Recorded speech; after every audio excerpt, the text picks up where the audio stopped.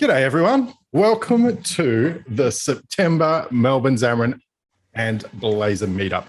We haven't had one for a couple of months, but we are back. So welcome. Thanks for joining us. And for those wondering, we'll upload this video later on, or more to the point, Lachlan will. Speaking of Lachlan, oh, somebody says, cannot hear you guys. Is it just me? I can hear you fine, Kim. I think we're okay. We are good. Okay. So I mentioned Lachlan. Lachlan, maybe turn your camera on. So the organizer of this meeting is Lachlan. He's downstairs there. And of course, Rod as well. So welcome, Rod. So the three of us ragtag crew try and put this together every month or so, but welcome. All righty, let's come through here. First of all, our sponsors, Melbourne App Development, which is actually Rod's company. So thank you for providing us with a good old Zoom connection and facilitating that. Also, when we can get back to in real life meetings, Microsoft also sponsors us with a place to meet up as well. So thank you to our sponsors. All right. Let's talk about a little bit of news. And of course, if anyone else has any news as well, let us know as we go through. These are the things I'm aware of. Maui. Maui's the thing. We're at preview 7 now, which is pretty good. I've played around with it. I've got it working on Android. I've not done a lot beyond that, but it feels like it's getting close or closer. And in fact, next month in October, there is the first of 2 release candidates before, is that right? September? No, it's September, there's a release candidate. October, there's a release candidate.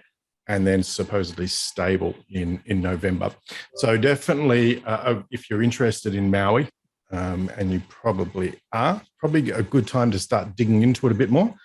And I saw an announcement maybe yesterday on the Twitters or on the blog somewhere that the Xamarin Community Toolkit, which is now being sort of branched off as well. There's a thing called the .NET Maui Community Toolkit, which is basically taking a lot of that function over, but making it work for Maui. That's actually been a thing now, and it's been published as a NuGet as well. So, so all of that cool stuff that we're used to is in there. Also, I think, and correct me if I'm wrong, Lachlan, but all the stuff that was in Xamarin Essentials is now just sort of baked straight into sort of Maui Essentials, or it's actually just been the platform. So yeah, it seems that way. Yeah, yeah. So definitely a good time to start jumping on top of it. All right, a couple of things heading up. There is the Zam Expert Day. This will probably happen before we meet up again. It's in October 1st. Really, really good conference full of really, really good presenters. Of course, it's virtual as well. It's at zamexpertday.com. So definitely recommend checking that one out. And this is the one that focuses on Maui. Okay, so lots of, I think it's pretty much predominantly focused on just the Maui side of things as well. And Glenn's one of the organizers. Well, there you go. Hit up Glenn for free tickets. Actually, I think it's free anyway. But definitely worth checking out. Really, really good. All righty. What else have we got? There is a call for papers, I suppose, for something called the .NET Frontend.com conference. It's on the 10th of February is when it actually is. But if you wanted to give a talk there, now is the time to actually go and submit a presentation there. But that should be fun as well. And I suspect that's probably more for our Blazor sort of people, really, even though it does cover all different front ends. But I think Blazor and Maui will be the focus for that one. All right. I think that's all the news that I have seen. So let me know if there's any other news. But if anyone wants to present here, always pleased to have new presenters as well. So feel free to contact Rod or Lachlan or myself if you're interested in presenting something. Could just be a really short talk talking about something that you found out. It could be something like you've discovered a really cool tool that helps you out in your development. Doesn't matter. Just anything is good. Doesn't have to be a long presentation. We could do like a series of lightning talks or what have you. But yeah, feel free to get in contact with us if you would like to share something. All right. Tonight, we have the amazing, the talented Rod. who is the Managing Director of Melbourne App Development, one of our sponsors you may have seen earlier on. And Rod, how long have you been building mobile applications for? Since, when did Xamarin Forms came out? So probably about 18 months before Xamarin Forms. That would have been a few years ago, yeah. Years ago, something, 4 years, 5 years, something like that. Yes. Yeah. Wow. So that's where you specialize. You specialize in .NET or Xamarin mobile applications, and also in Blazor more recently as well. So yeah, wonderful. So of course, if you need any app development done, go and talk to Rod. And what Rod's going to be talking about tonight is syncing frameworks, which is probably something most of us have had to deal with at some point or another. And I read a nice little, Rod, you sent out a thing the other day for the Meetup saying, there's a whole bunch of different scenarios that people have when you're doing syncing. Sometimes it's really easy, right? Sometimes, you're really just pulling data down and you're caching it. And sometimes you have having to push data up as well. And sometimes you've got multiple people editing stuff at the same time and all sorts of collisions and all that. So it's definitely one of those things that starts off sounding pretty easy, probably gets pretty complex. So I might hand over to you, Rod, to take over and tell us a little bit about syncing. And Lachlan and I will have a look at the chat, and we'll make sure to pass on any questions. But over to you, Rod. I'll stop sharing.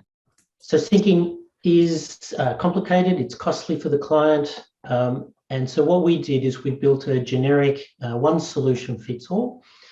And we call this our persistence framework. It's built as an internal NuGet package. And what this presentation about is the functionality within that. So what I'm going to cover is I'm going to present examples of how to connect mobile to server. I lost the network again. No, you're still there. We can hear you. Still hear me? Okay. Yeah. I'm going to present code that's on the controller and code that's on the mobile. And I'm just going to go through a whole bunch of examples. And I'm going to cover getting data from the server to the mobile and then posting data up from the mobile. Some basics. So I'm assuming that you have a server that's connected to something like SQL Server and a mobile that has an internal SQLite database, and we're connecting using a REST interface. Now, the reason why we have a SQLite database is because we cache the records that come across so that our apps work in non-mobile coverage areas. Yours may not be that complicated, but we've found that if we do this for all clients, then it covers all situations. So I'm going to give you an example of a controller called Event Controller. On the mobile side, event services, and we're passing backwards and forwards an event DTO. Now, by event, the example I'm giving is a motorsport racing event. So we have an event that an organizer sets up, and then about 3 months later, they open it up, and then 3 months later, they actually run the race, and people enter into that event during that 3 months. I'm using this as an example because the concept is really easy to understand.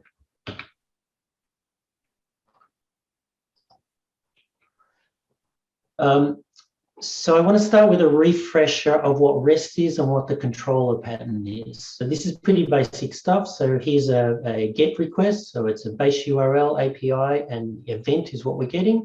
This will get a list of events. This one is getting an event entry, a list of event entries for the event with an ID of 1, 2, 3. This is a put, so it's an insert of an event entry record. This is a post, which is an update of an event entry record. Sorry about the spelling. On the controller side, if we had a URL like this, then, which is base URL API, same as we have up here, ABC/DEF, param is something. then what that means is that we're going to invoke controller ABC, so ABC controller.cs, and we're going to run the method def, public void def, and the parameter is passed in as a string. So this REST call would translate to event entry controller, the public void method event, and this also passes in the parameter of 1, 2, 3, and I'll show you how that happens later.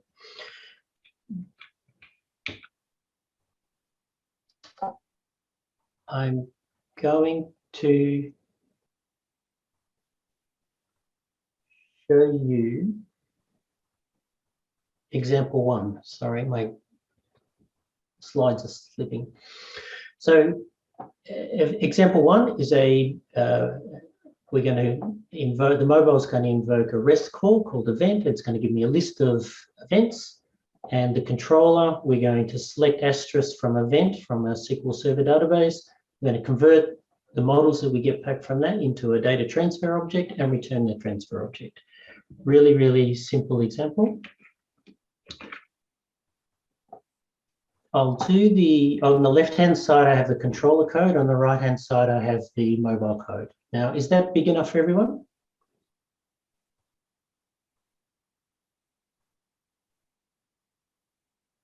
Yeah, looks good to me.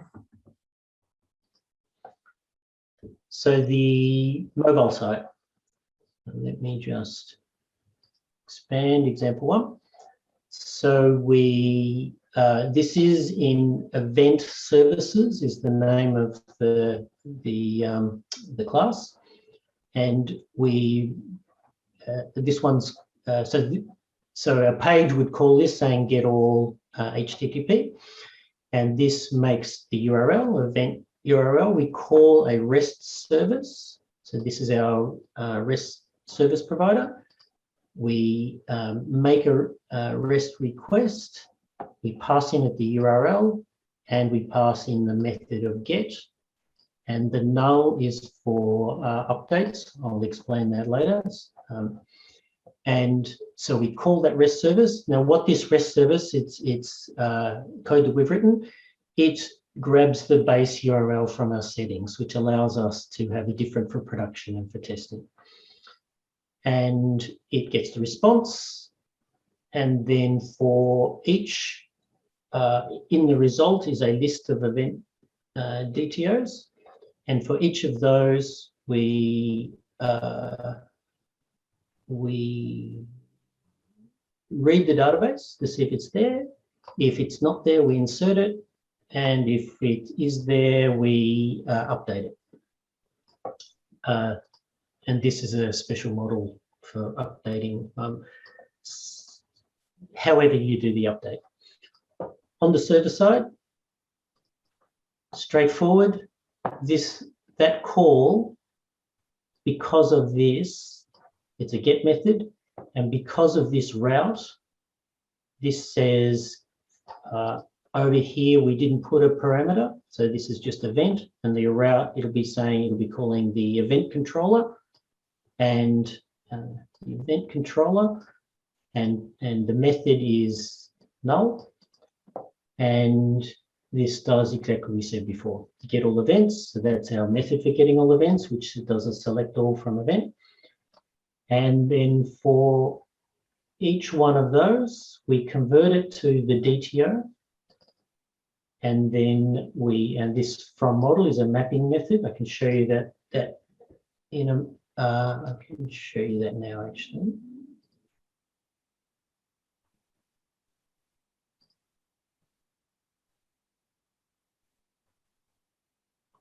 Apparently I can't.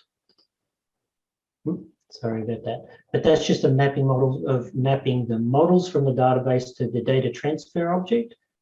And then we add them to the DTO, and we return that, add them to the results, and then we return the result, which is a list of DTO records.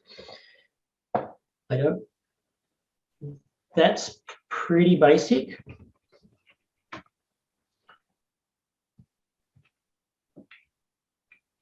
What I wanted to show is Example 1. Okay. Example 2. The problem with that method is that if I poll a server every 10 minutes, I'm going to get all of the events every 10 minutes, which is obviously not very good. So what we want to do is we want to get all the events that have changed since this last change date. And that's what the mobile is going to do. And what the controller is going to do is it's going to select all events and grab all of those that have a change date. Obviously, we could put it in the query, but this is just a simple example.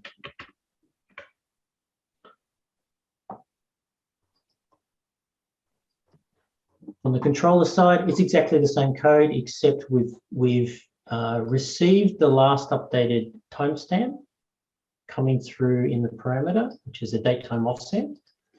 And after we get all the records, we do this check. If the last updated timestamp of the database record is greater than that last update, the last change stamp passed in, then create the detail and send it back. And on the mobile side,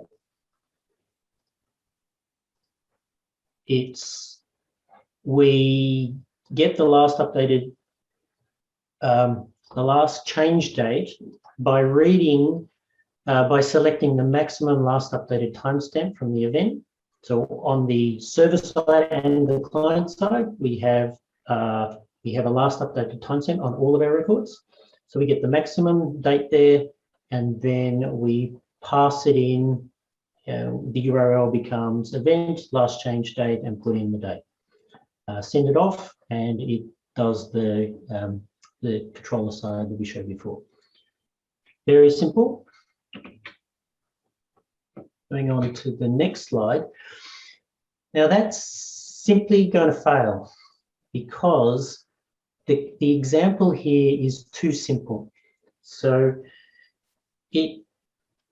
we haven't actually found a case where that works. And here's an example of that. That event that gets set up is a motorsport event, and it can be created 3 months prior to the event. We pass on that event DTO, we have children, we have children of all of the entries that are on that event. Now, what happens is that those entries change, but the last updated timestamp on the event doesn't change. So that method generally doesn't work.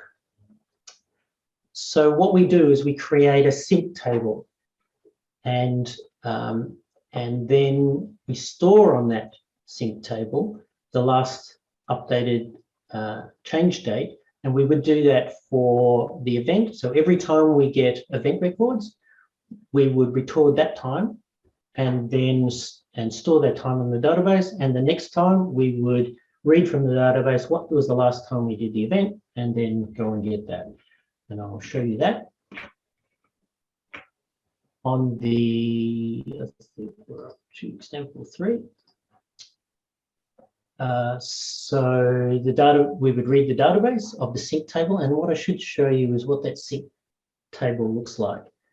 It's very simple. It has an ID, which is an auto increment ID. It has a different ID. You can ignore that. That's for compatibility with our base DTOs. Basically, there's a table name. So in there would be event, and this would be the last sync date for that event. Now, we also have this filter, and this allows us to say, well, yes, it might be the event table, but we might get events, particular events at a time. So in this filter, we might say where the ID equals 1, 2, 3, and we might have another record for where the event is 4, 5, 6. But essentially, it's a table for storing those syncing. And then, so as I said, when we make the call, the URL will have that sync date in it, just as we did before. And once we call the controller, we make the REST call. And then for each record in the response, so for each event, we we do the same as we did before. If it already exists, then it's if it doesn't exist, then insert it, otherwise update it. And then after that, we either insert into the database the sync record. So we create a sync record with the table name of the event, and we store the sync date. And you'll see up here that the sync date is the date time now, UTC now, prior to doing the REST call. And then on the server side, I don't think there's any difference over there. Let me see. No,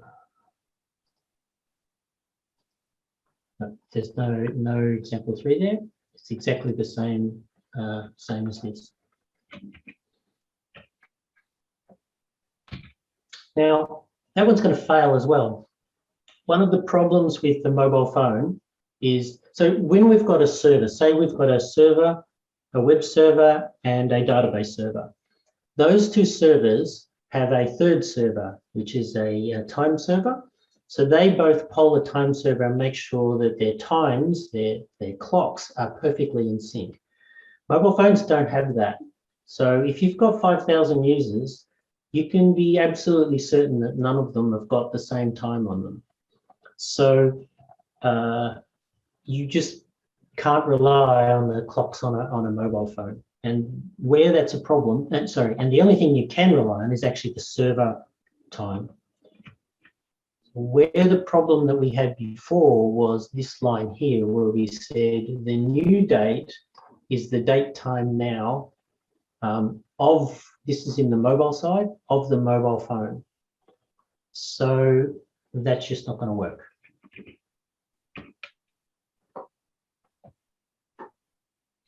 So what we do is we have a variable called the run date.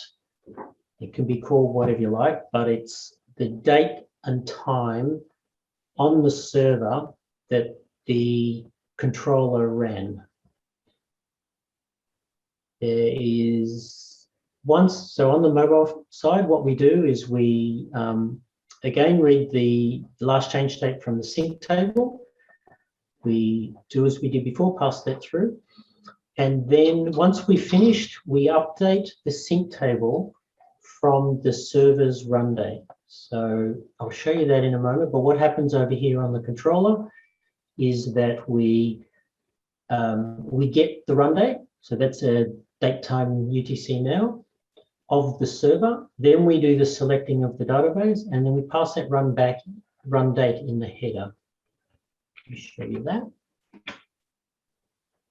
So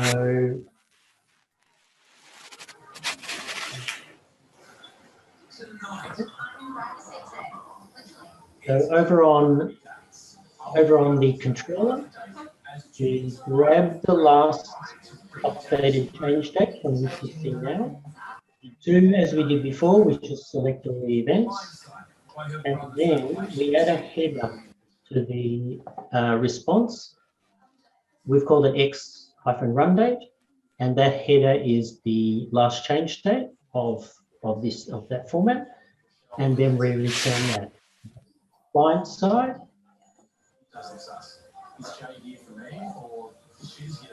clients, and 4. On the client side, we do exactly the same thing as before. We're reading from the sync table. We pass that date in, and we go across. And then when we get the response, we actually read that header record, convert it to a date. If there is a date, if there's no parameter there, then it's obviously the first time. And then we store that on the database. Now, one thing I haven't mentioned is that these dates always need to be UTC dates, because mobile phones can travel into different time zones. And if they're not UTC dates, you'll find that you'll just lose data. Thanks very much. Sorry to just quickly interrupt. Justin, would you be able to mute your mic, please? We're getting some background noise. Oh, sorry, Or Rod, guys. can you? Thanks. Sorry, Rod, go ahead. So my slides have. I'm going to have to talk to this. My slides are not quite right, I don't think. So example 5 is meant to be, the text doesn't support this, is meant to be deleting data.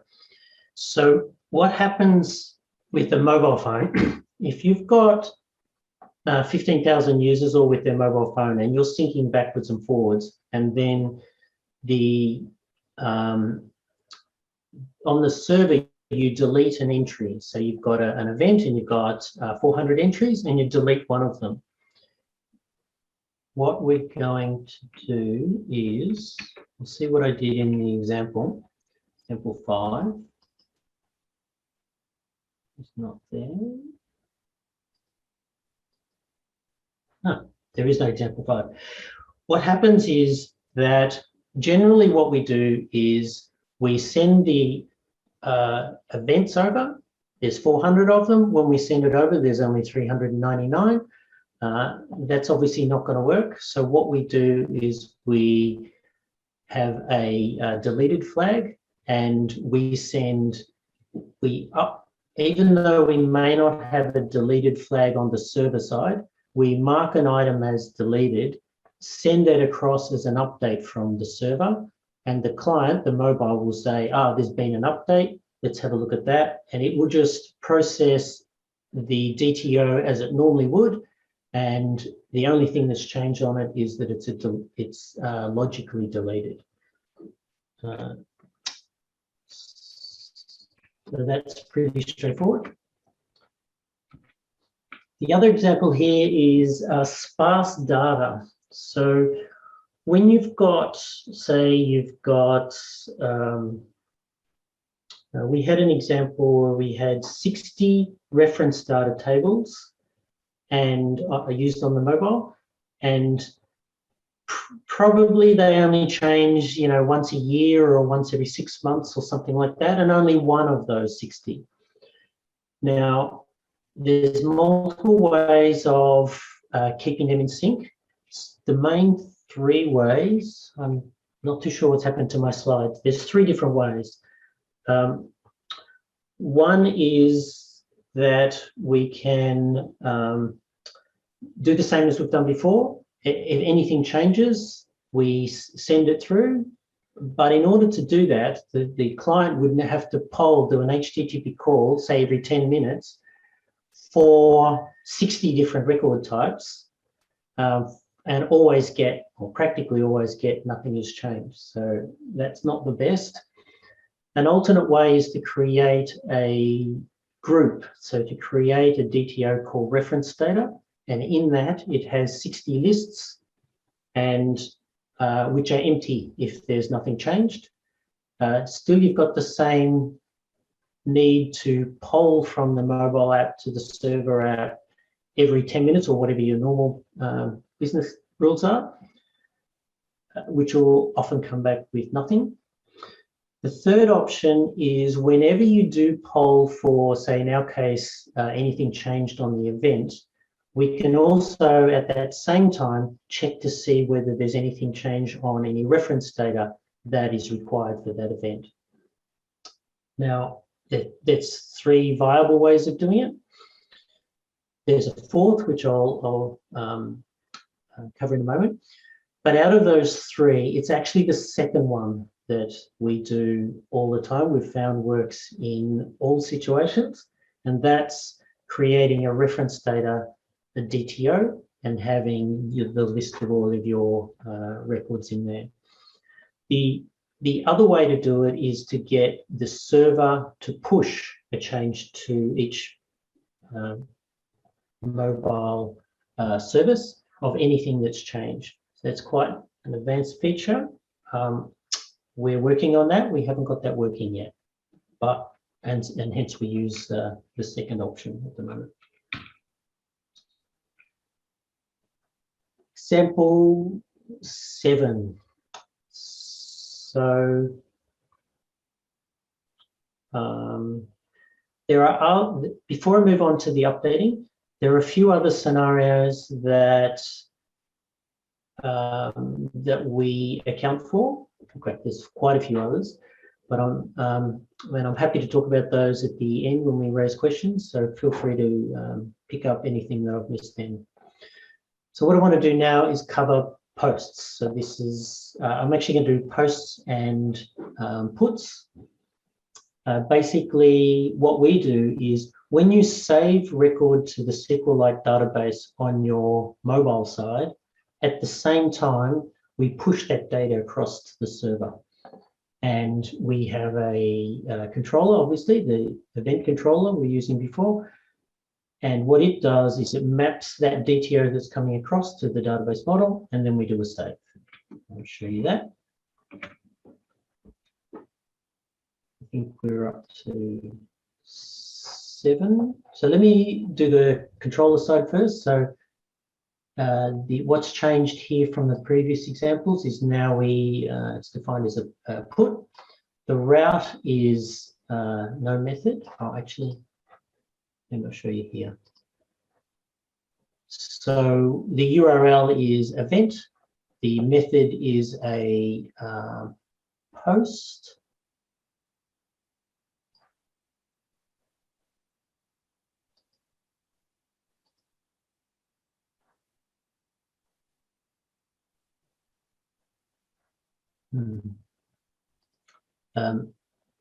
I'm missing example. I'm missing the put example. So it's, oh, sorry, I'm actually in the wrong controller. This is on the mobile side. This is event services. I'll come to this in a moment. What we do is when we save the event. So when we save the event, we call a method called on the event itself, on the event model. On the mobile side, we say, go save yourself. And what we do there is basically, we're actually saving a DTO. That's the format of our records on the mobile in this particular case. We map the fields, and then we check to see whether the ID on the record is null. And if it is null, then we do an insert. Otherwise, and once we do that, then we make the REST call. We say the URL is event, and the method is a put.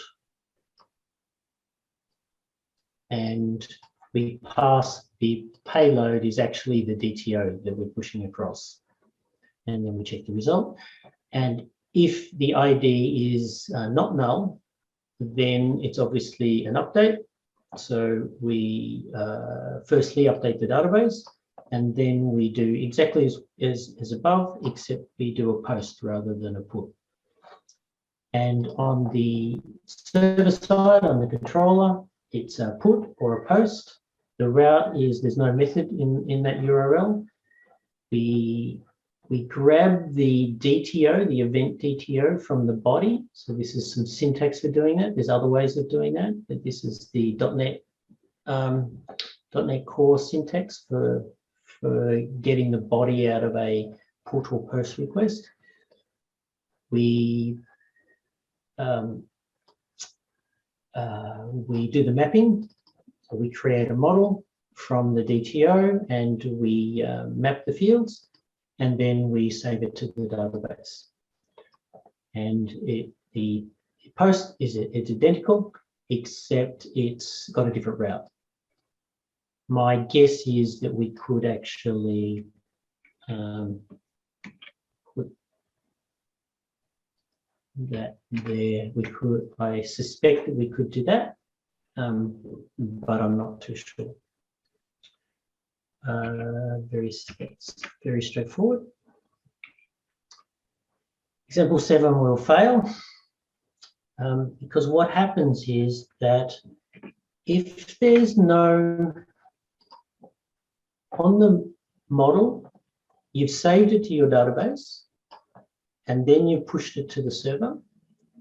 If there's no database, internet connection at that point, this will fail. And if that fails, you've lost your data. So this will never get executed in the controller.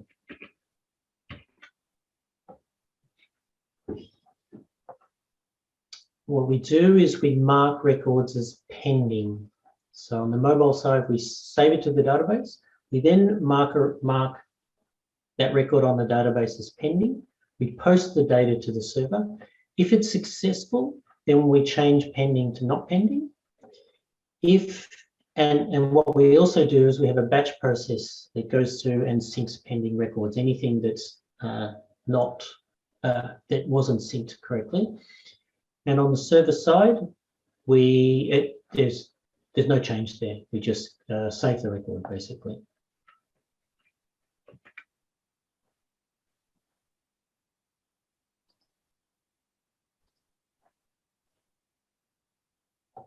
So the difference between the previous bit of code is that once we've created the DTO, we've mapped all the fields from the model. We then set DTO, the pending field, to true. And this is actually an event DTO record. And I'll just show you that record.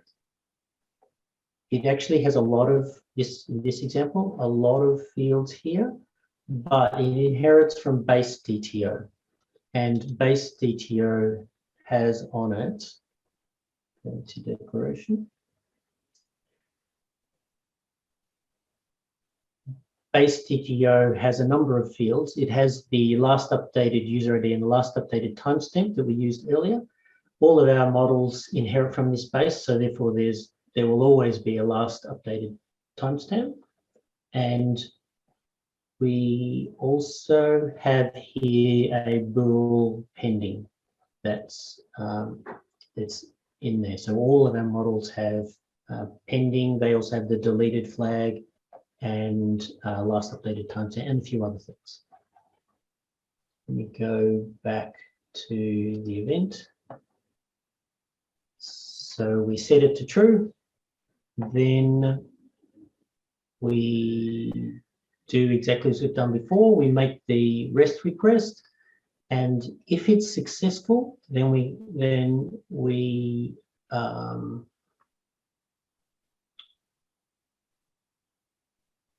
update the pending of the event, and we set the DTO pending to false, and then we update the database. Similarly, on the update, it's the same deal. Comes back, we reset the pending. So if anything fails in that, the DTO, the database record on the mobile phone will have pending as true. And we have an event service, this is what I was showing before, called, and a method called sync pending. So what I haven't shown here is that this method here would be in a background task that runs every 10 minutes. And it would say, event services, sync pending, event services, sync pending. And this would check on the database. If there's anything there, then for each of them, do the same as we did before. Create the URL and then send the URL to post, pass across the body as the DTO, and then if it returns success, then go and update the event as not pending.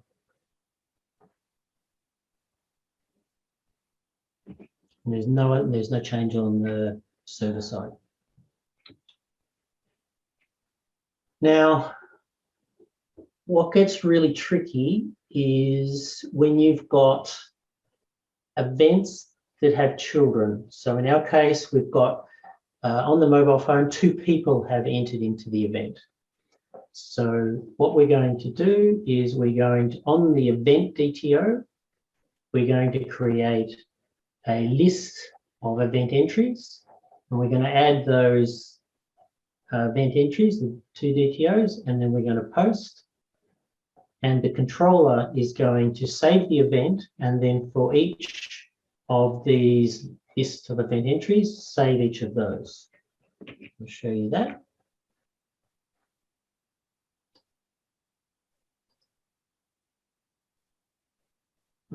No, actually, that was example 8, I believe. No, example 9.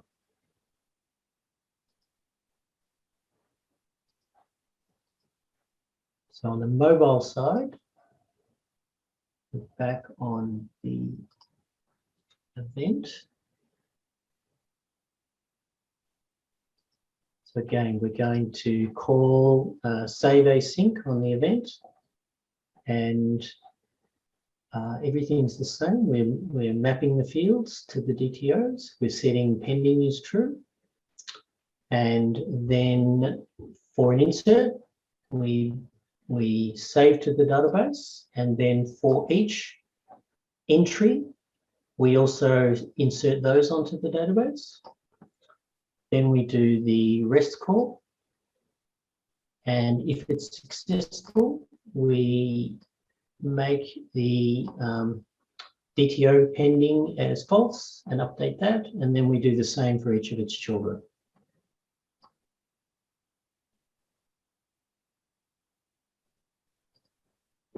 Now, there's this line here, which is going to be important. Before we can save the entry record, we have to store the event ID on the entry record so that we know that these two records are related to this event, obviously. Now, when we talk to the server, we're actually passing just the event, which has a list of these entries attached to it. And so for the REST call, we don't actually need the foreign key record, the foreign key property. But if this fails, we need to have this on the data. We need to have the entries on the database as a minimum so that we can sync later, but also for the general operation of the phone. And on the server side, it's a post, and we're past the event details, and we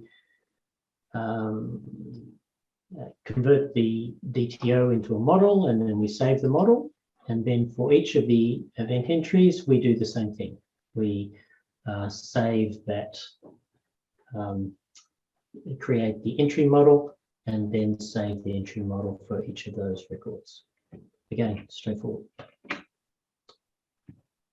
Of course, it's going to fail because we don't actually have the ID of the event ID. So when we create a child record on a mobile phone, we don't have the ID of, we don't necessarily have the ID of the event. So if we create a new event and then we create its children, then we don't have the ID of the event because that's an auto increment tree on the server.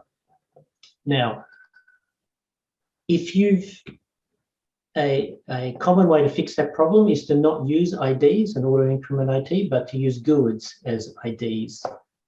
Now, what we've found is that generally we don't have control over whether the SQL Server database uses IDs or GUIDs, and most of the time, not all the time, but most of the time, when you build a mobile app, it's of an existing server-side database, and they've been using IDs often for many, many years, ints as IDs. So the GUID option makes it really simple for keeping records in sync on the mobile side, but it hasn't worked for us because we don't have control over whether they use GUIDs as IDs. So what we do is on the mobile, we actually saw a local ID. So let me show you that.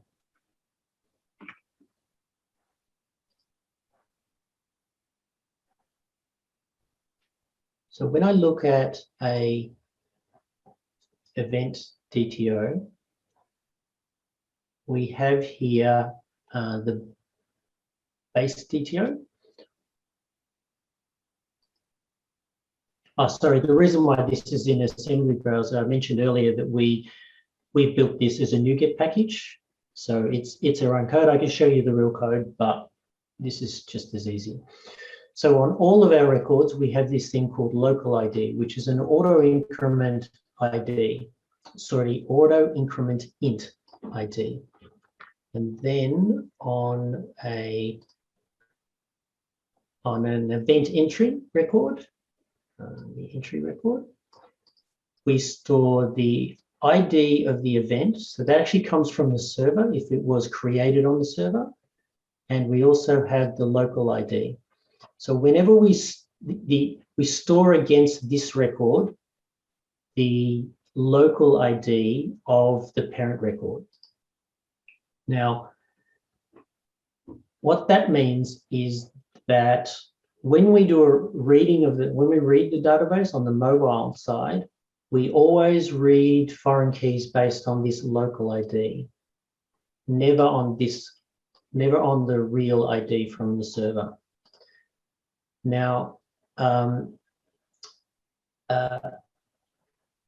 that's how and when we read records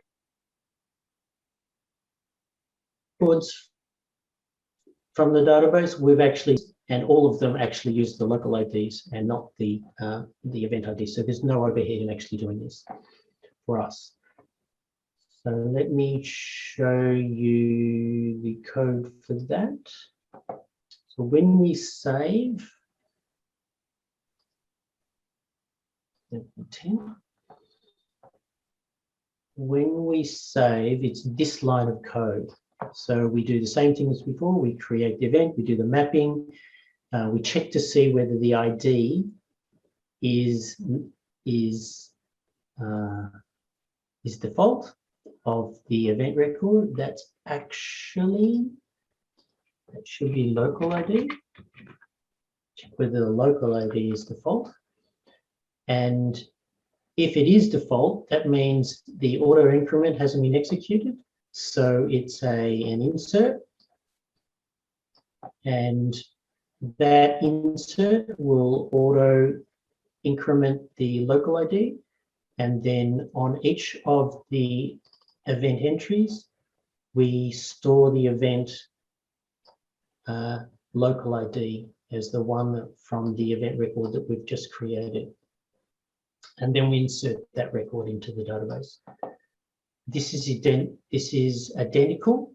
There's no change in the REST process, but the local ID is never sent to the server. It has no need for it because it has an event and it has a list of entries attached to it. So on the server side, it's just going to read that and do the for each that we see here. And this will automatically create the IDs and link the IDs. This particular example on the left uses empty framework, so those IDs are automatically created and linked, but you would do that in whichever way you currently do that on your servers. And it's the same. So once you've stored it, then you update the pending record and, sorry, the pending field, and you do the same for the entries. Now, that last example with these local IDs that's the reason why we can use this common method. So because of that, it doesn't matter what the database structure is that the client has got on their server. And in fact, I'll point out something else on that code. You'll notice in the event entry DTO, you'll notice that the local ID is an int because it's an auto increment, but the event ID is a string. Now, that means that on the server, the actual event ID could be an integer, it could be a GUID, it could be anything. And this will handle it because we never ever use we may display the event ID, but we never manipulate that. So that can be, so we create all of our foreign key records on the mobile as strings and the local IDs as ints. And that solves quite a few problems. And the other thing I should point out is on the event record when we store it, here's the list of entries, which is the event entry records. And obviously it's a SQL ignore because saving this record to the database is obviously not going to save those. And no change on the controller. Now, that's pretty much it for the presentation. As I mentioned earlier, what I am working on is being able to automatically push changes from the server to the mobile. So this is particularly useful in the case of the reference data example. If it never changes, but when it does, there's a push from the server to tell every mobile that's connected. So that's using observables to do that, which was a subject of another presentation that I gave with Clinton. But I haven't actually got that working. That's it. So I'd like to open up into questions if there's anything else, anything that you can think of that I've missed that I might be able to answer.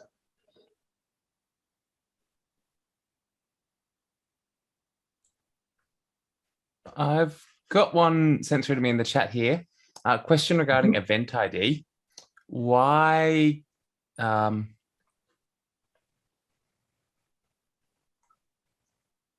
with the get, why do you have a string? Shouldn't you already know whether it's an int or a string that you're expecting? Sorry, does that one make sense? I don't know if I asked it very well. No, very good question. The answer is yes, if you're building a mobile app for a particular client and you know what their database is.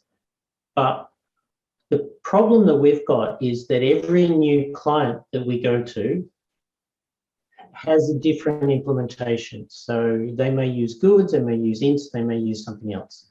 So what we were doing was we were copying code that we used on a previous client to this client and changing all the ints to goods. And when we did that, on the first client, if we changed something, you know, for example, we put in some code. So if you're out of coverage, when you come back into coverage, to automatically trigger the sync pending, rather than wait 10 minutes to do that. So when you make changes like that, you've now got to go back to, or we've had to go back to each client and implement that same change in all of those clients. So rather than do that, we've created a single bit of code that will work for all cases. And the string will work for all cases. It'll work for ints, it'll work for goods, and there's no disadvantage in doing it that way. Who asked the question? Did I answer the question? Cool. So yes, they've said, thank you, I get it. Didn't realize it was for multi-clients. Cool. Another question, and this was asked quite a while ago, and you've kind of touched on it a couple of times, so I'm not sure if it's still a question, but are the server calls pushed with background messages or anything like that? So do you have any way where the server tells the clients that there's a change? I think is the question there. So in this, so apart from this comment here, which I'll explain in more detail. So with what I've explained, no, the mobile phone will poll the server, and we have a parameter to say how often to poll. So it might be, so there's a number of ways to do that. One way is to poll every 10 minutes. Another way is to poll in irregularly, or poll more often when you're closer to the particular event that people are interested in, or poll more often, you know, the more often you use the app. There's all sorts of different ways of doing that, but it's all from the mobile, because if you've got 15,000 mobile clients out there, and they're it's very hard for the server to keep track of what's on each mobile. Now, to be able to do what you're suggesting, which is the server to push when there's a change, the server needs to keep track of all of those 15,000 mobiles and what state they're in. So although that sounds formidable, it's actually not, because now that we're more experienced with Signalr, we can actually make a Signalr connection between each of the 15,000 mobiles and the server. And while that connection is there, the server knows what the state, or the server knows that the mobile is up to date. So therefore, it doesn't need to send anything, or the mobile doesn't need to poll. And the server can then say, oh, they're up to date, and I've made a change, therefore I can push that to this particular mobile. So it was probably possible quite a while ago, but for us, it's a new domain, and that's I can't say that it's coming soon, because there's lots of other work on our plates at the moment. But certainly we know it's possible. We know how to do it. We just haven't done that. And if anyone listening to this does it, please share the code. Save us doing it. No, just kidding. Cool. Question here. Sorry, did that answer that question? Sorry, was that? I sure think so. But if we have any follow-ups on that, let us know. Aidan asks, are you using the phone platform's background tasks to sync the data even when the app is closed? Or do you only do syncing when the app is open? So we used to do syncing in the background. That was about 4 years ago. It was with Audio Puppy. Apple have now not allowed you, stopped doing that, allowing you to do it like you could before. And now I think you can do it, but they frown on it. So it's actually quite difficult to do that syncing in the background. And what I think my conclusion was, if the app's not running and it's not, or it's in the background, then the user doesn't actually need up-to-date data. When they need up-to-date data, they'll actually open the app, and it's how quickly you can get that data updated that's more important than the syncing in the background. I think that was my conclusion. Cool. If I can just add a bit of a suggestion from what I've found. So Kim and I, in our weekly Xamarin app, we do background fetch, and we use the Shiny to do that, and it works quite well.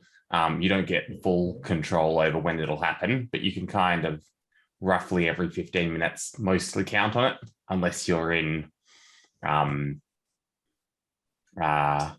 low battery or anything like that. But yeah, the operating system does take a lot of control, and there's also you only get like 15 seconds worth of code to run, so you wouldn't be able to do a whole lot in there. But yeah, Shiny is what I'd recommend if anyone did want to do that sort of thing. There's something that we did that that really sped up the initial syncing. So because that was the focus that we decided, rather than syncing in the background, when they open the app back up again, it's how quickly you can get the database updated. So what we found was that if you've got a large amount of data that has a merit for updating in the background, then it came about for us when we had a quite complex data. So we had I think there was about 4 levels of children, and the breadth was quite large as well. So when we did sync, it was a huge amount of data going backwards and forwards.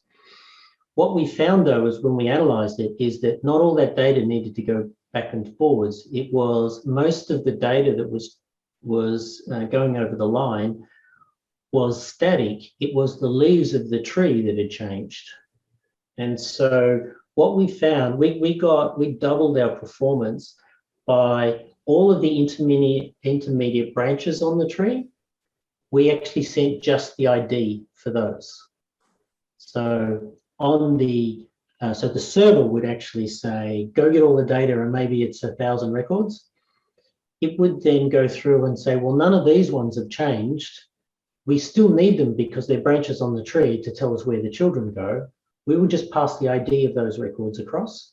And on the client side, it would go through the DTO and would find out, this is just an ID. Therefore, all I need to do is find that record by that ID, and then I know where its children's going to go, which may also be just ID records. And by doing that, we significantly sped up the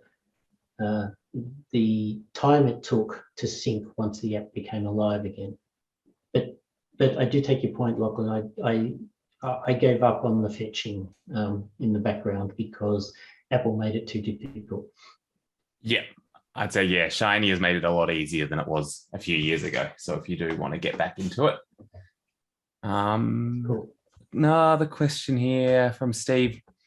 With the uploading, if you make a second change to an entry when the first one is still being uploaded, will it maybe not upload the second change because the pending flag was set to true again before it was set to false?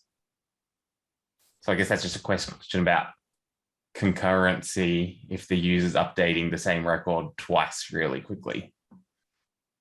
So what happens is that you've updated on your database, the field is set to pending, you've then pushed it to the server, but before the responses come back, you're updating the record on your database again, setting it to pending, and then the response comes back from the server and it sets the pending to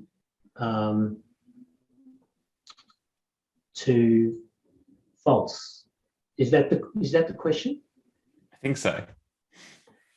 So what actually happens is you update the record, it sends off the update to the server, and then the second record comes along and it updates the server. It will then send its request to the server to sync. The first one will come back, set the pending to no.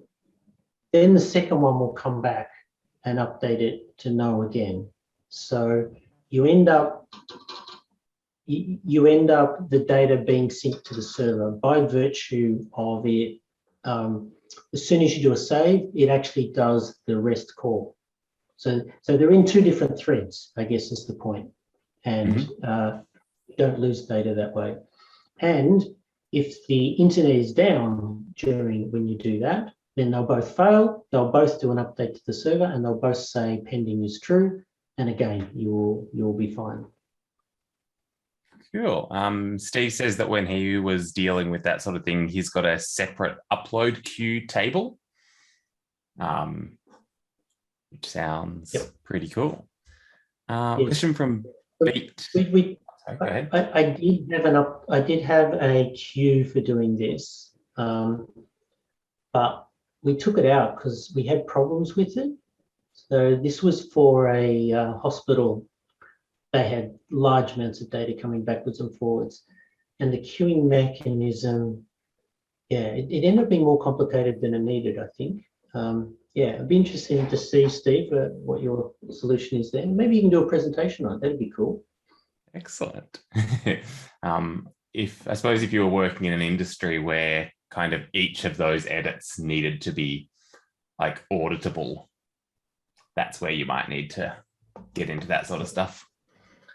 Yeah, you would. Yeah, true.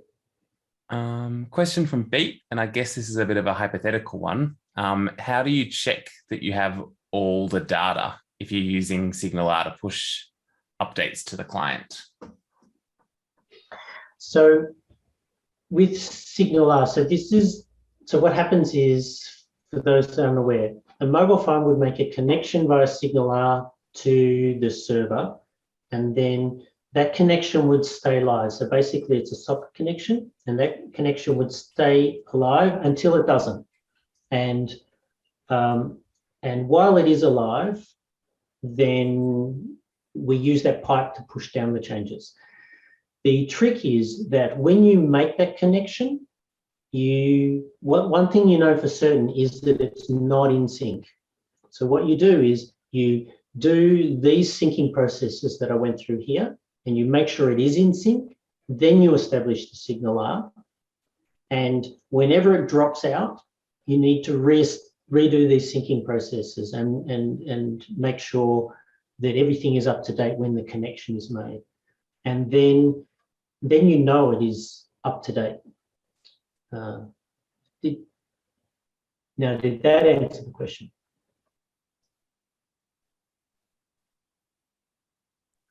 I hope so. If not, maybe we'll get follow-ups. Justin suggests that the enterprise service bus is handy. I think that was for the kind of previous suggestion with the multiple updates. And then asks, yeah, which is not something I've heard of, but I'm guessing that's a Microsoft solution, but I don't know. That's just a generic ESB, like Mule or something like that, where you can have a server component maybe sitting in between the client and the server or the API, depending on, it makes it more complicated. But in my experience, we had, like in my previous employment, we had our own sort of ESB, and you could queue updates from a mobile. And that was quite... So this is sort of queuing process. Right. Cool. Yeah. I'm going to look that up. Justin, while you've got your mic on, do you want to ask that next question you posted yourself? Yes. Yeah, I think it was your last example, where you were like having a collection of DTOs that you'd submit in one request. I might have missed something, but I just saw that. I was just wondering if you like saved maybe half of the collection at the server end, but then lost connection or something. Is that become an issue? Does transaction management help with that? So on a case-by-case basis, the methods that I'm talking about here can be used in multiple different ways. So what we could do is, rather than send to an event record with each of its 2 entries on it, we could send the event and then send each of the entries one at a time. So that's a decision, a design decision. But what we do in the case that I showed there, if any one of the updates failed, then we treat them all as failed. So what that means is that the pending record for the event and its 2 entries would still be set to true. Now, that means that 10 minutes later, the sync service would come through and say, show me all your pending records, and it would retry. And what would happen is that it would continue to retry until all of them are updated. Okay, and even like if it was already existing on the server, you'd still then just do an update rather than an insert, for example. Yeah, so what actually happens is we use a method called save. So it's a task, so it's save async.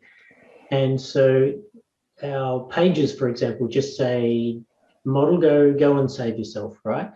And that code would say, well, it's a save, but I don't know whether it's an insert or update. And it would always query the database if I'm there, if I'm not there, insert, otherwise update. We do that both on the mobile side and the server side. And that just simplifies simplifies everything, including that case you're talking about where one child might have been successfully updated, but not the other. Yep, that makes sense. The other thing to note there is, if you send the event across with its children and they're all new records, they're all inserts, so there's no ID on them, on any of them. And they all update okay, then we would update the database saying, yep, updated okay. 10 minutes later, when we do the next polling, the next get of all of those events from the server, they would actually be triggered as changed because the last change date that we've got on our database is prior to the update. So what happens is that event that we've updated to the server and its children all come back down to the mobile, but this time they've actually got their IDs set. And that's how we keep the actual real ID in sync on the mobile. And that's the users in our case often want to see that ID because it might be the ticket ID or something like that. So and that's how we keep those IDs up to date. Thank you. Lachlan, any more there? That's all the questions from the chat. But if anyone else has any questions, feel free to turn on your microphone and/or camera and fire away.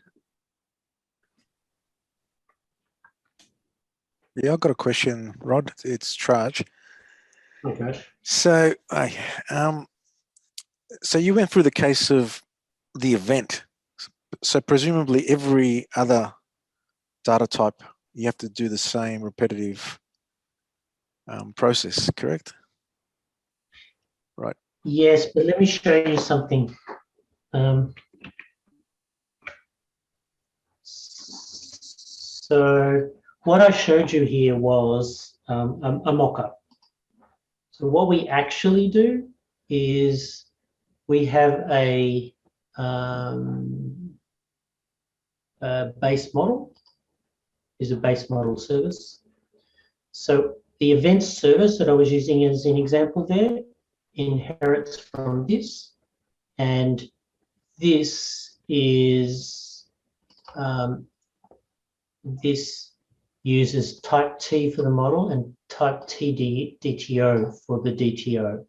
So yes, we have to do it for every data type, but it's all done automatically in this bit of code.